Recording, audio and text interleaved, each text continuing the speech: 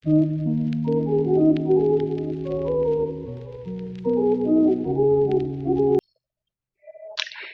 दोस्तों, तो आज का अपना टॉपिक है internal thoracic artery and azygos when. Paper में सीधे क्वेश्चन आता है यहाँ से, तो टॉपिक इंपॉर्टेंट है।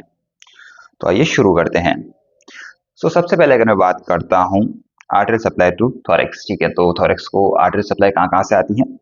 तो ये आती है from aorta and internal thoracic artery से, ठीक है। तो यहाँ पे मैंने एक डायग्राम बना रखा है, दैट इज ये मैंने यहाँ पे बना रखा है इंटरकोस्टल स्पेस दो रिब्स के बीच में, ठीक है। जो एओर्टा है वहां से एक ब्रांच निकलती है, that is posterior intercostal artery, and ये रन करती है along lower border of upper rib of intercostal space, ठीक है।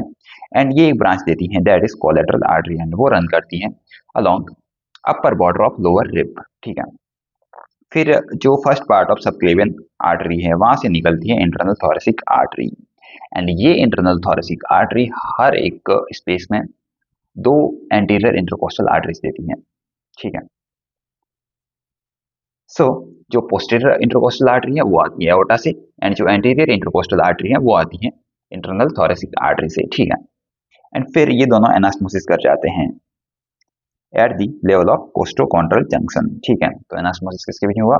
एंटीरियर एंड पोस्टीरियर के बीच में, एंड कोलेटरल एंड एंटीरियर के बीच में, ठीक है।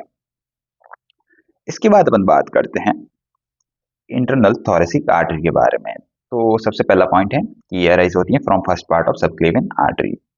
हाँ, इसके बाद मैंने यहाँ पे एक डायग्राम बना रखा है, दैट इज हाँ ये रही तुम्हारी स्टर्नम, एंड यहाँ पे मैंने बना रखे हैं 6 इंटरकोस्टल स्पेस बना रखे हैं, ठीक है। जो first part of subclavian artery है, फर्स्ट पार्ट से यहाँ से निकलती है internal thoracic artery, and then 6 intercostal space में जाके ये डिवाइड कर जाती है दो पार्ट में, that are musculophrenic artery and second one is superior epigastric artery. And हर एक स्पेस में ये देती हैं 1 to 6 इंटरकोस्टल स्पेस में ये देती हैं एंटीरियर इंटरकोस्टल आर्टरीज, ठीक है। हाँ, तो हमारे मन में आता है कि फर्स्ट टू सिक्स में तो एंटीरियर इंटरकोस्टल आर्टरी आ गई, लेकिन जो बाकी की स्पेस है 7th 8th 9th 9 ही होते हैं, ठीक है।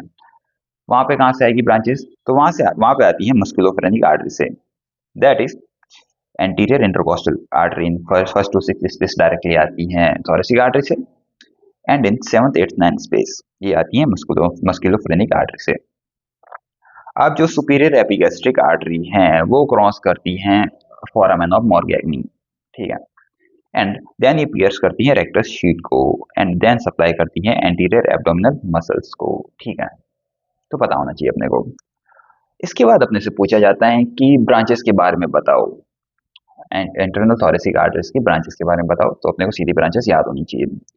तो अपन भी वहीं से शुरू करते हैं जहाँ से इंटरनल थोरेसिक आर्टरी शुरू हो रही है, वहीं से अपन ब्रांचेस पढ़ना शुरू कर देते हैं, ठीक है। जो फर्स्ट ब्रांच है दैट इज पेरिकार्डियोफ्रेनिक आर्टरी। पेरिकार्डियोफ्रेनिक आर्टरी, अब नाम से पता पड़ रहा है कि डायफ्राम को सप्लाई करेगी, पेरिकार्डियम को सप्लाई करेगी। तो यही लिखा हुआ है यहाँ पे, ये रन करती है along phrenic nerve, and then ये सप्लाई करती है डायफ्राम को, प्लूरा को एंड पेरिकार्डियम को, ठीक है। इसके बाद आपने पढ़ी थी कि ये देती है anterior intercostal artery up to 6th intercostal space तक, ठीक है। इसके बाद ये कुछ मीडियास्टिनल ब्रांचेस देती हैं, एंड ये जो मीडियास्टिनल ब्रांचेस हैं ये सप्लाई करती हैं थाइमस को, ये पता होनी चाहिए, ठीक है। ये इंपॉर्टेंट है, पता होना चाहिए अपने को। इसके बाद ये दो पार्ट में टर्मिनेट होती थी, that are superior epigastric artery and musculophrenic artery, ठीक है। इसके बाद in females internal thoracic artery provide करती हैं परफोरेटिंग मेमोरी ब्रांचेस, ठीक है, जो सप्लाई करेगी मेमोरी ग्लैंड को। एंड ये कौन से स्पेस में देती हैं? तो ये देती हैं 2nd 3rd and 4th intercostal space में, ठीक है। इसके बाद अपन बात करते हैं इसके रिलेशंस के बारे में, ठीक है। तो कुछ चीजें इसके एंटीरियर में आएगी, कुछ इसके पोस्टीरियर में आएगी। तो एंटीरियर में क्या क्या होता है? तो पेक्टोरलिस मेजर मसल है, हाँ 6 कोस्टल कार्टिलेज होती हैं। इसके बाद external intercostal membrane and internal intercostal muscle, confuse मत होना, एक मेम्ब्रेन है एक मसल है, ठीक है। पोस्टीरियर में क्या होता है? तो पोस्टीरियर में होते हैं इसके स्टेर्नोकोस्टलिस मसल होती है, ठीक है। इसके बाद एक क्लिनिकल पॉइंट है कि जो इंटरनल थोरेसिक आर्टरी है उसका यूज किया जाता है फॉर कोरोनरी आर्टरी ग्राफ्ट।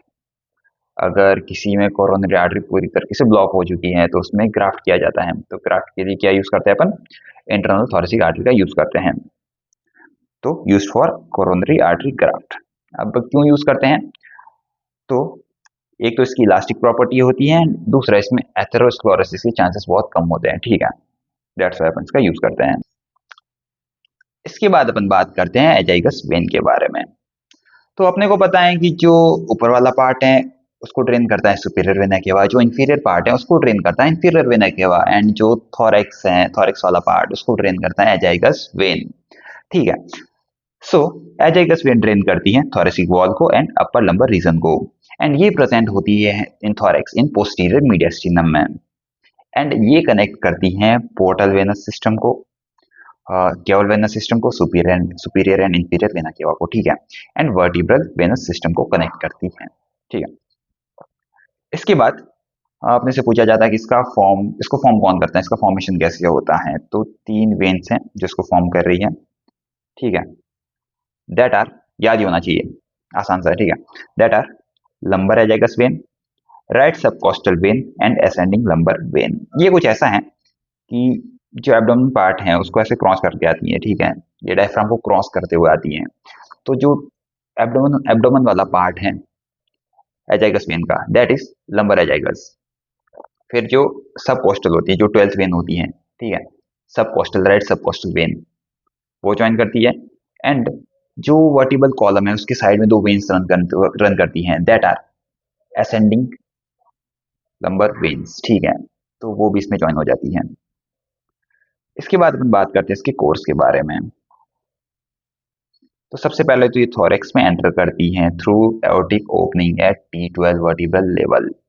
इसके बाद ये रन करती हैं थोरैक्स इन पोस्टीरियर मीडियस्टिनम में टिल T4 वर्टिब्रल लेवल तक आती है। ठीक है, T12 से T4 तक आ गई है। इसके बाद ये जो रूट ऑफ राइट लंग है उसके अराउंड एक आर्च फॉर्म करती हैं, that is arch of azygos when. ठीक है, एंड देन ये ज्वाइन करती हैं सुपीरियर वेना केवा को। तो अपने को पता होना चाहिए कि राइट में है, तो जो भी चीज आएगी वो सारी राइट वाली आएगी। इसके बाद अपने से पूछी जाती है कि इसकी ट्रिब्यूटरीज के बारे में बताओ। तो ट्रिब्यूटरीज याद करने के लिए अपन ने यहाँ पे डायग्राम बना रखा है। ठीक है, सो ये यहाँ पे राइट ब्रेकियोसेफेलिक वेन है, ये यहाँ पे लेफ्ट ब्रेकियोसेफेलिक वेन है, एंड इन दोनों ने ज्वाइन करके फॉर्म किया यहाँ पे सुपीरियर वेना केवा, एंड ये यहाँ पे एजाइगस वेन। ठीक है, तो अपन बात कर लेते हैं कि कौन सी चीज कहाँ पे ज्वाइन हो रही है। ठीक है, ये राइट साइड है, ये लेफ्ट साइड है।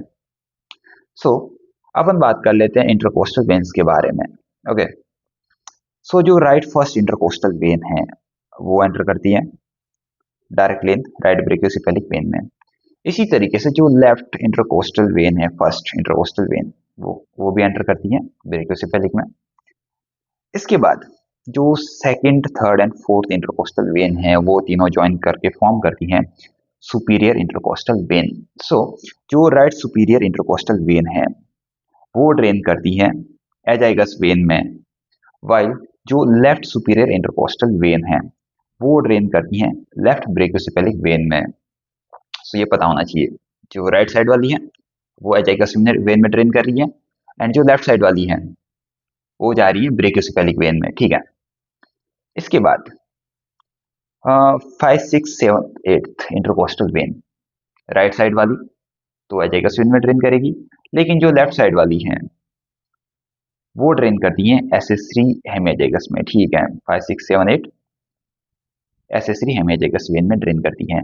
फिर ये जो SS3 हेमिएजाइगस वेन है ये eight the level of upper border of T8 vertebra drain करती हैं एजाइगस वेन में।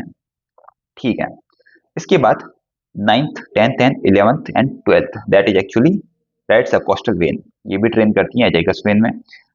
लेकिन जो लेफ्ट साइड वाली 9th, 10th, 11th and सबकॉस्टल when है वो ट्रेन करती है हेमिएजाइगस वेन में, and eight the level of lower border of T8 vertebra जो हेमिएजाइगस है वो ट्रेन कर जाती है किसमें, एजाइगस वेन में। सो अगर मैं बात करता हूँ इस एजाइगस वेन की ट्रिब्यूटरीज के बारे में, तो कौन कौन सी हो गई? एक तो ये फर्स्ट इंटरकोस्टल वेन हो गई, एंड सुपीरियर इंटरकोस्टल वेन्स हो गई, एंड 5 to 11 ये राइट इंटरकोस्टल वेन्स हो गई, एंड SS3 हेमिएजाइगस एंड हेमिएजाइगस। ठीक है, ये यहाँ पे लिखा हुआ है। That are first branch is right superior intercostal vein, फिर 5 to 11th right posterior intercostal veins, hemiazygos, accessory hemiazygos and several oesophageal, mediastinal and pericardial veins भी यहाँ पे ड्रेन करती हैं। ठीक है, इसके बाद अगर मैं बात करता हूँ हेमियाजाइगस वेन की, तो इसका फॉर्मेशन भी एजाइगस की तरह ही है। ठीक है, इसको कौन फॉर्म करेगा? तो जो लेफ्ट लंबर एजाइगस वेन है वो, लेफ्ट एसेंडिंग लंबर वेन है वो, एंड लेफ्ट सबकोस्टल वेन है वो। ठीक है, दिस वन। ओके।